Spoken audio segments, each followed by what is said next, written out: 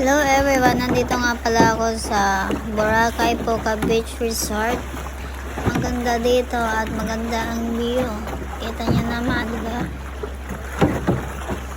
At pupunta nga kami sa Water Cave.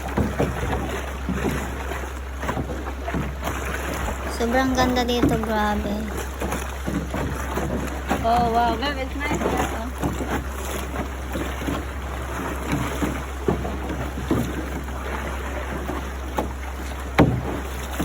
Sobrang ganda ng view, affordable din for 700 for 2 person. Makakapunta ka ng cave, mapupuntahan mo lahat.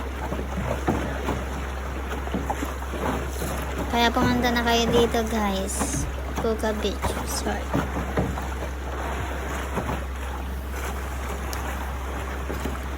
Pwede ba snorkeling?